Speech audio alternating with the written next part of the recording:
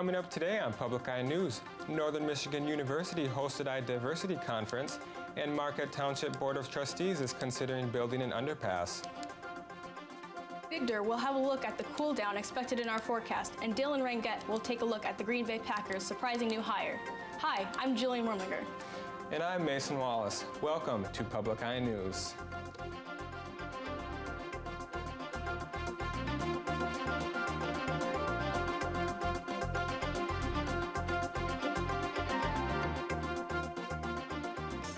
The Multicultural Education and Resource Center at NMU held a conference on Monday entitled United, Uniting Neighbors in the Experience of Diversity.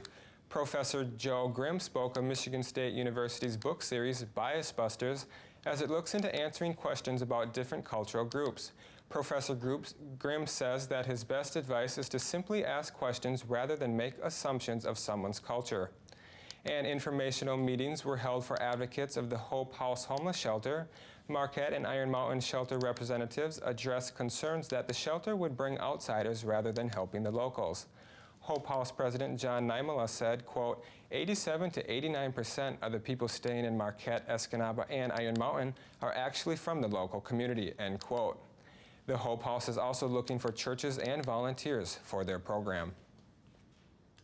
A global healthcare staffing agency is currently seeking registered nurses to work in case of a strike next month. HealthSource Global received a strike notice for an intended 5-day strike in Michigan, confirmed for UPHS Marquette. The company says it is looking for qualified individuals in all areas, with offered pay rates at $65 to $70 an hour, plus housing, airfare, and other reimbursement charges. Nurses at UPHS Marquette started contract negotiations with Duke LifePoint April 18th of this year. Staff claim that unsafe staffing levels are the main concern of this strike.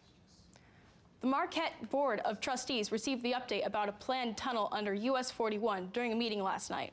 Township officials are getting ready for the construction of a $2.5 million underground tunnel and are looking to submit grant proposals for the project. According to township planners, the underpass would connect the Noquanon Trail Network's north and south trails and allow access to Snowmobile Trail 14.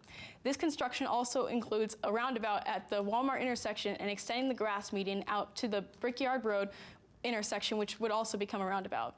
The work would be done in conjunction with road work plans in that area in 2019. A 25-year-old man was arrested after Forsyth Township Police Department seen his vehicle leave the road on M35 near County Road 456 in Little Lake. Tyler Michael Howard is being charged with 2 counts of operating while intoxicated causing serious injury, a 5-year felony, and assaulting, resisting, obstructing a police officer, a 2-year felony. There were 2 female occupants in the car in addition to Howard, and all received treatment at UP Health Systems Marquette. And just 2 weeks after announcing his campaign for governor, Michigan Attorney General Bill Schuette made a trip to the Upper Peninsula.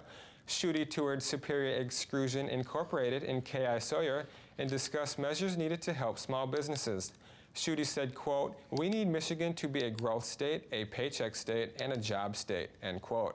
The Republican candidate already has multiple supporters, including President Donald Trump, former Michigan Governor John Engler, and former Congresswoman and Michigan Secretary of State Candace Miller. And right after the break, we'll be back with your national and international news. Stay with us. On American Experience.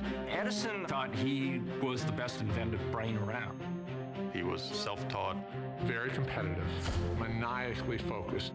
He was a colorful character. He understood that inventing is not just having an idea. Edison single-handedly created the image of an inventor.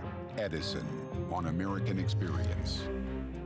It's coming up next on Public TV 13. Supermarkets are gradually reopening in hurricane-ravaged Puerto Rico, but the situation is far from normal, and many customers are going home disappointed.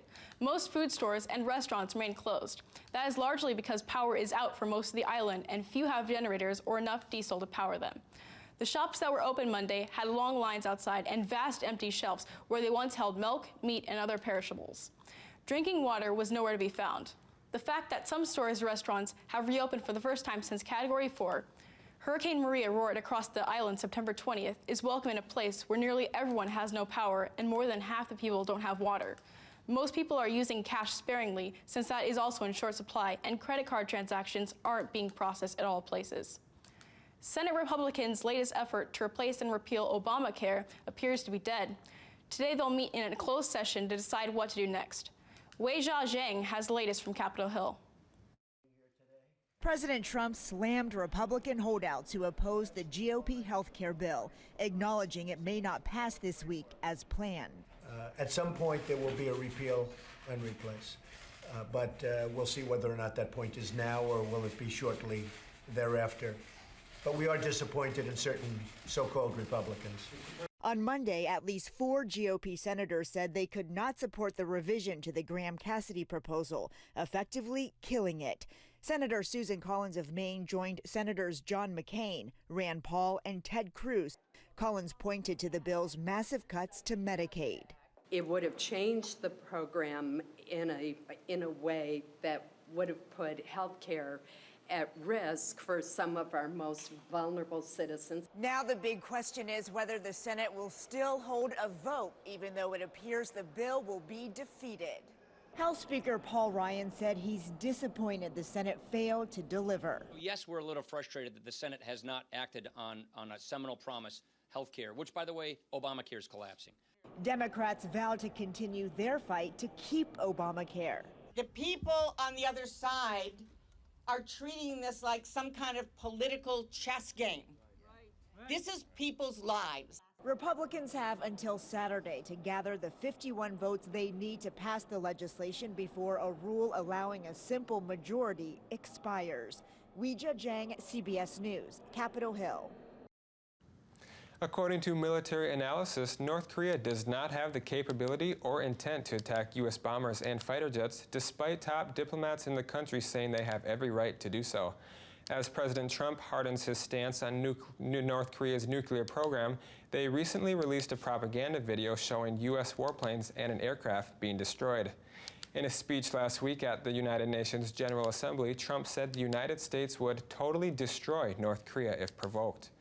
Kim Jong-un later replied by pledging to take the highest level of action against the United States. And a top White House Republican is demanding details about the use of private emails by members of the president's inner circle. CBS News has confirmed at least 5 current and former White House officials have used private email for government business. Mola Lenghi is at the White House with the latest. Chairman Gowdy is coming out right now. Republican Congressman Trey Gowdy, who made a name for himself investigating the Benghazi terror attack, wants answers about White House aides who used their personal email for government business. Gowdy's demand was echoed by his Democratic counterpart, Congressman Elisha Cummings, who wants details from the White House by October 9th. CBS has confirmed senior advisors Jared Kushner, Stephen Miller, former Chief of Staff Reince Priebus, and former Chief Strategist Steve Bannon all sent and received emails using non-government accounts. The president's daughter, Ivanka Trump, used outside email only while transitioning into her role as senior advisor. The White House insists no classified information was involved. Press Secretary Sarah Huckabee Sanders was asked Monday how widespread the practice was. To my knowledge, very limited. White House counsel has instructed all White House staff to use their government email for official business and only use that email. To comply with the Presidential and Federal Records Act, staffers are instructed to forward personal emails over to their government accounts within 20 days. Earlier this week, Kushner's attorney admitted his client sent and received about 100 official emails on his personal account from January through August. To hide her corruption, Hillary Clinton put her emails on an illegal server. During the 2016 presidential campaign, Donald Trump repeatedly attacked Hillary Clinton for her use of a private server while she was Secretary of State. The White House says there is no comparison between these incidences and Hillary Clinton's. Mola Lenghi, CBS News, the White House. And after the break, we'll be back with your weather and sports. Stay tuned.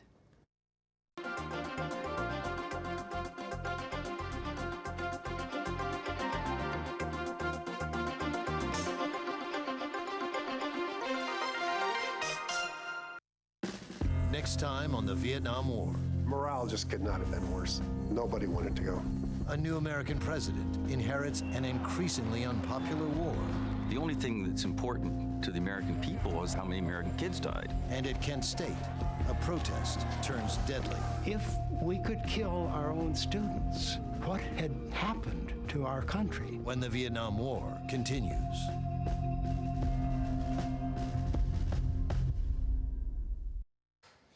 And welcome back. As you can see behind me, it's a pretty dreary looking day out there today with some, looks like rain in the forecast coming up.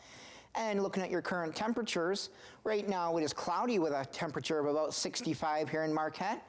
Winds south-southwest at 7 miles per hour with a barometric pressure at 28.87 and falling.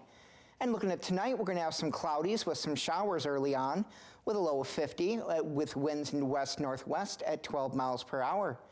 And tomorrow, we're going to see partly cloudy with a high of 58 and winds northwest at 16 miles an hour. And looking around the UP, we've got some clouds, looks like from east to west, with 83 degrees in Sault Ste. Marie, 72 in Manistee, 71 in Escanaba. Menominee is coming in at 74. And we got Iron Mountain in here at 71. 63 in Ironwood, 62 in Houghton, and 65 in Cloudy here in Marquette. And looking for your next 3-day forecast, on Thursday we're going to see a high of 65 with a low of 47 and some clouds. Friday at 58, low of 40 and partly cloudy. And Saturday with a high of 59 and mostly sunny. Looks like we're finally getting some cooler fall weather here. I hope the same can't be said about our Green Bay Packers. I really hope so. Hopefully it stays sunny in Lambeau. Just last week, Tabor Peppers is working as a cashier for his family business, 1 Week Boutique. On Sunday, Green Bay Packers Director of Football Operations gave him a call and assigned him as the new replacement long snapper. Peppers was cut from the Packers back in May, but with the recent injuries in the Packers offensive line and losing starting long snapper Brett Good, he is getting a second chance. Coach Mike McCarthy feels confident in Peppers and his familiarity with the team and feels he is their best option in preparation for the Chicago Bears on Thursday. Former superstar Dwayne Wade has reached a buyout agreement with his hometown Chicago Bulls after a disappointing one-year stint with the team. Wade was excited to join the Bulls over the summer, but quickly turned south when younger players got upset over Wade's criticism, even when he didn't attend practice. This resulted in a divided locker room and somewhat disappointing year as the Bulls barely made the 8th seed in the playoffs. Wade is now eyeing the option of joining up with old teammate and friend LeBron James in Cleveland. The two won back-to-back championships during their time in Miami. With Oklahoma City Thunder trading for superstars Paul George and Carmelo Anthony over the summer, many are wondering if their big three will compare to the league's elite teams. Obviously, the Golden State Warriors and Cleveland Cavaliers will top the list as they met in the finals last year. However, new runners-up are the Houston Rockets with the addition of Chris Paul and the Boston Celtics with the addition of Gordon Hayward and Kyrie Irving. Only time will tell if the Thunder will match up to their potential with reigning MVP Russell Westbrook leading the charge. And looking pretty good in sports today. I'm looking promising, absolutely. Definitely. But that's actually all the time we have for tonight. Thanks for watching Public Eye News.